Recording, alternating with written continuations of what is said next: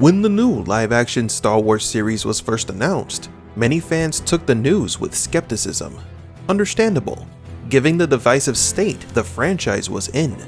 However, as the premiere of the first Star Wars action series, The Mandalorian, grew closer, an air of positivity began to grow within the people after noticing that it was going to be a well-thought-out Star Wars production inside of its mythology. That optimism quickly turned into pure enthusiasm after seeing such a well-made first episode of the series, filled with elements that people liked about this franchise, and especially with an ending that left everyone in shock and eager to see more. Throughout the entire first season, that enthusiasm only grew bigger, bringing a state of satisfaction by giving us something new to appreciate about Star Wars. Although the series is objectively competent in its visuals, audio, and story, there is something else. Something beyond it being a competent product that also explains the people's reactions. Something that appears to be the first indicator of a change of course of the Star Wars franchise by Disney, and something that promises a bright future. In this video, I'm going to talk about why The Mandalorian is the best in Disney's canon, and how it will change Star Wars.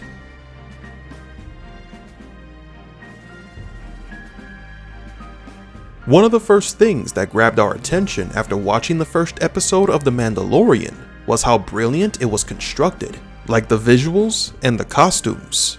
There seems to be no discernible difference between a theatrical Star Wars movie and this series. That's great news for the fans, because now we don't have to wait years between movies for our Star Wars fix. Only days. At least while the series is running, and when the future series premieres, like the Cassian Andor, Obi-Wan Kenobi, and the recently announced Bad Batch shows. But pretty visuals and impressive technical achievements mean nothing if there isn't a good story. And in that regard, The Mandalorian also delivered. The series started off strongly after the Mandalorian reached the end of his journey to find his bounty, a 50-year-old someone. He discovers that his contract was an infant from the Yoda species. The series then takes a sharp turn, going from the tales of a bounty hunter to a Mandalorian having to protect a child. An unexpected shift, especially for those who were hoping and waiting to see something darker and edgier. Common among these types of stories about the underworld, all these elements by themselves are the foundation of a good story and series, and are a part of the reason why this show is so good. But behind the blasters, the Mandalorians, the stormtroopers, and Baby Yoda, there is another transcendental tale hidden in The Mandalorian, as well as many profound elements related to the current Star Wars canon that are subliminally working their way into the psyche of the fans and canon, affecting it, correcting it, and directing it towards a better future. The first of these elements is the general theme of the series, one that if we were to reduce it to its simplest form, it is a transcendental story that invokes deep emotions in people, regardless of race or the time it's been watched. In a way similar to how the first Star Wars movies did, because the original Star Wars movies could also be reduced to a very simple concept, what we call the hero's journey. A young person receives a call for adventure. The hero is taken from his home and thrown into the world where he must face a series of challenges. Those hardships will change him, groom him, and lead him towards the end where he will become the hero that will save everyone.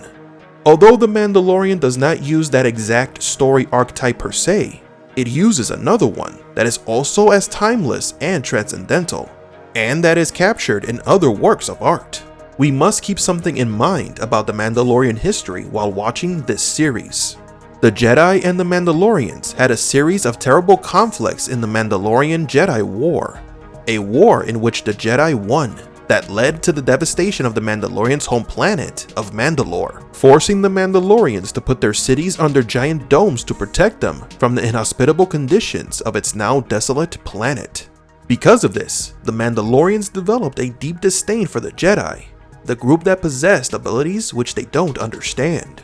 A resentment that the Mandalorians always carry with them, even to this day. For example, this is something that Kanan confronts Sabine with when he is training her how to fight with a lightsaber. stressing that the war against the Jedi had ended and that the Jedi had won.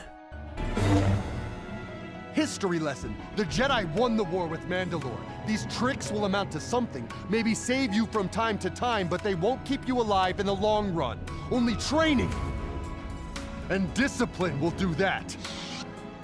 An event that was captured for posterity in a mural in Sundari, Mandalore's capital, which depicted the war between the two groups. And now we have a Mandalorian protecting a child whose only defining quality is that he is from the same species as one of his enemy's most famous heroes, Jedi Master Yoda. Regardless, he must protect him at all costs, by his own volition, and face the galaxy together.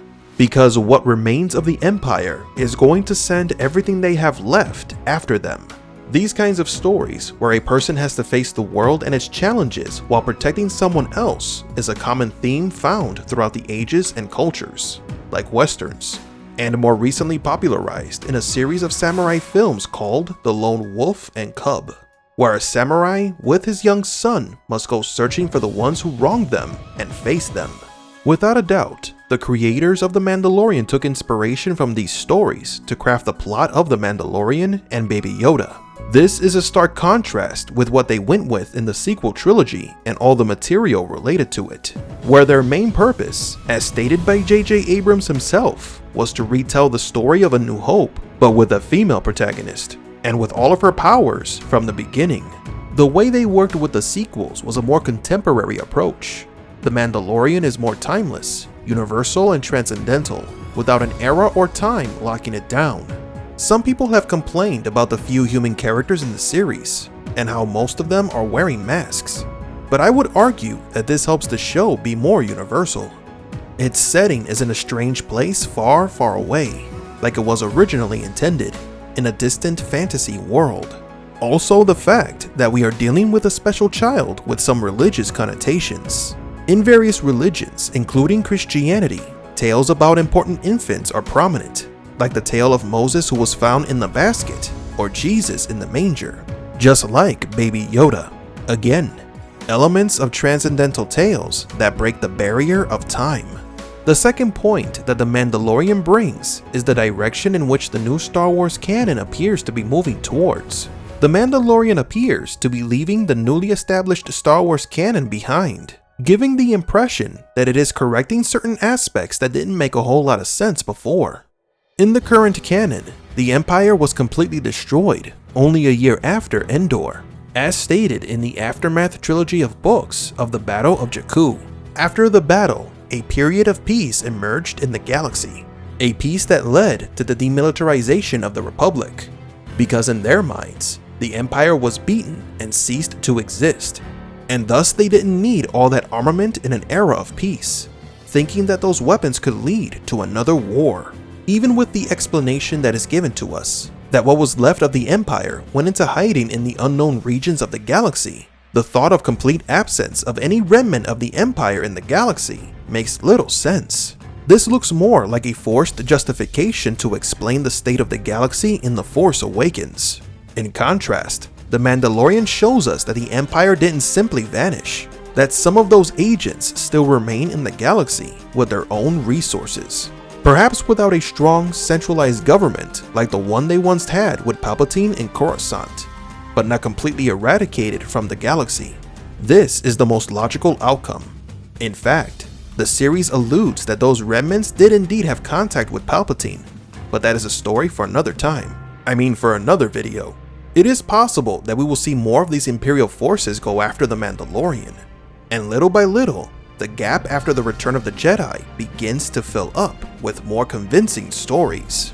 Because if we watch The Mandalorian right after the Return of the Jedi, everything makes sense. The same thing cannot be said if the first thing we read after watching Return of the Jedi is the novel Bloodlines or the Aftermath trilogy, or watch The Force Awakens. So, The Mandalorian is not only good for its great visuals and no forced elements, but also because it represents a very interesting concept that transcends barriers and brings a very intriguing question of who is this child of the Yoda species. A child that can set the future course of Star Wars and make it better at the same time. But what about you? Is The Mandalorian the best thing to happen to Star Wars under Disney?